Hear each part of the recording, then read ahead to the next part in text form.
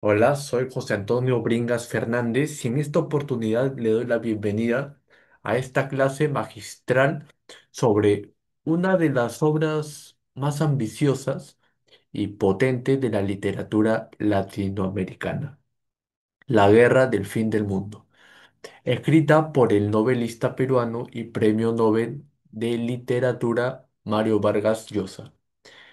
Publicado en 1981, esta novela marca un hito en la carrera del autor porque es su primera gran novela histórica. A diferencia de sus obras anteriores, ambientadas en el Perú, esta se desarrolló en Brasil y recrea con maestría un hecho real, que es la Guerra de Canudos, un conflicto sangriento que enfrentó a un grupo de campesinos fanáticos religiosos con el ejército republicano brasileño a fines del siglo XIX.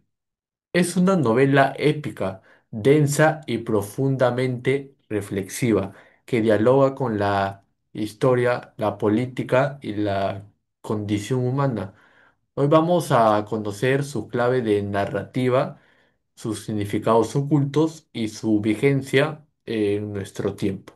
Hablando más a fondo de la obra, como un resumen denotativo, la historia gira en torno a Canudos, una comunidad creada en el árido nordeste de brasileño por un líder religioso conocido como el Consejero, una figura inspirada en el personaje histórico Antonio Conselheiro.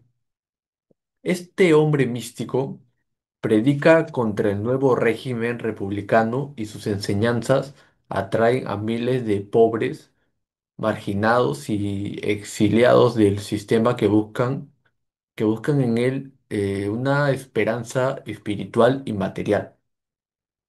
Con el tiempo, Canudo se convierte en una amenaza simbólica y real para el gobierno republicano. Las autoridades alarmadas por la existencia de esta ciudad herejes, ¿no? Entre comillas, deciden erradicarla mediante campañas militares, iniciando así una guerra desigual y brutal. En personajes principales tenemos el consejero, que es un guía, que fue un guía espiritual en la obra, enigmático y ascético, que nunca habla directamente en la novela, lo que le rodea de un aura mística.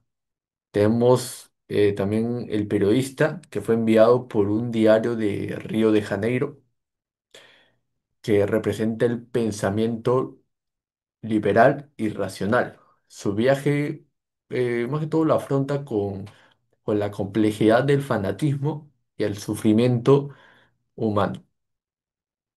También el león de Natuba, que fue un bandido que se convierte en devoto del consejero, ¿no? Que fue símbolo de redención y lealtad.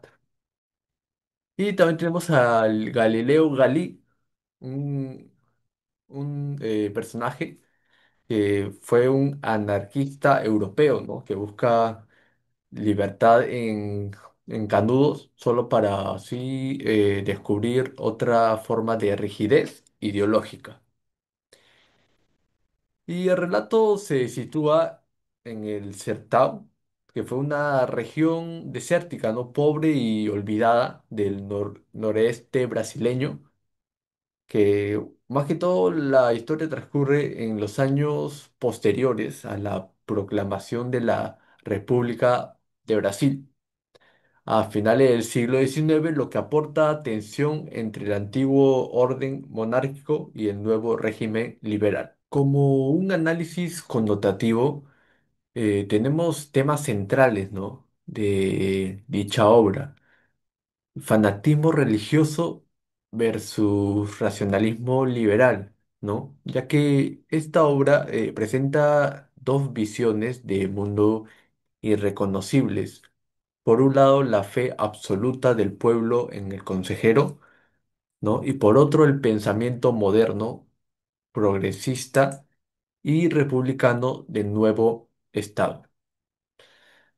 También tenemos el poder, violencia, violencia y represión, ¿no? Ya que esta obra muestra cómo los sistemas políticos, incluso los que se proclaman justos o modernos, pueden recurrir a la violencia para así imponer su visión del orden. También lo que es utopía y exclusión, ¿no? O sea, un canudo es una especie de utopía para los excluidos, ¿no?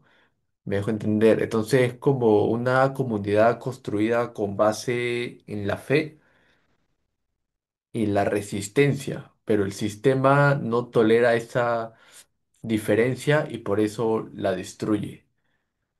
Como último tema central, eh, tenemos lo que es la identidad y conflicto social, ¿no? Ya que el Certao representa a los marginados de América Latina, aquellos que nunca fueron parte de, de los proyectos de nación, ¿no?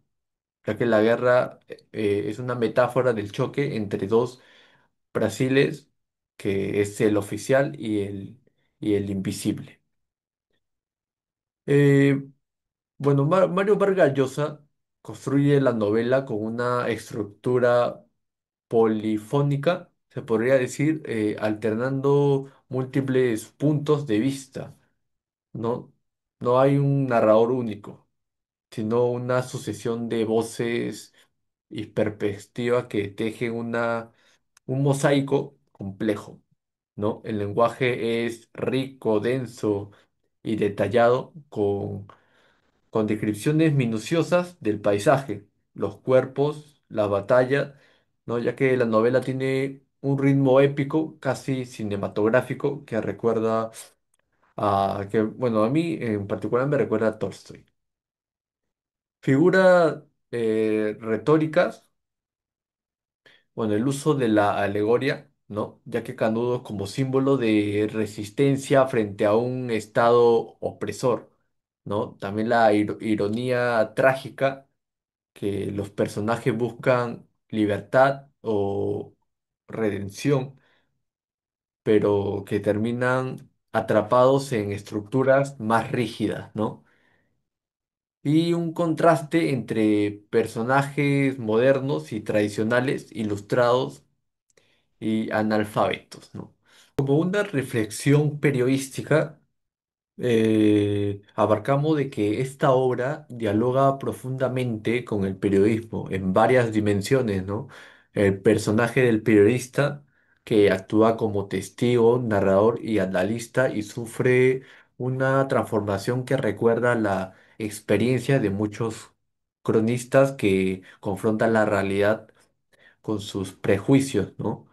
Ya que esta obra pone en escena el dilema del periodismo, que es, se debe informar con distancia o con empatía? ¿Qué pasa cuando los hechos superan nuestras teorías? ¿No? También la crítica a los medios, ¿no? Que los periódicos en la obra contribuyen a demonizar a Canudos, distorsionando los hechos, ¿no? Alimentando el miedo y justificando la violencia estatal. Vargas Llosa lanza así una advertencia sobre el poder de la prensa para así crear enemigos públicos. También habla de lo que es la narrativa investigativa, ¿no? Ya que en la obra se construye como una crónica monumental, ya que Vargas Llosa ahí leyó e investigó durante años fuentes históricas como Certoes de Euclides, ¿no? De Cuña, y el rigor y la documentación que son propios del mejor periodismo narrativo, ¿no? Y bueno, en mi opinión personal, La Guerra del Fin del Mundo, esta obra de Mario Vargas Llosa, nos obliga a pensar en la ética de la mirada periodística, ¿no? que es un mundo polarizado donde abundan los discursos extremistas, ya que esta obra recuerda que detrás de toda noticia hay seres humanos complejos y que el periodismo debe ser una herramienta de comprensión y no una condena.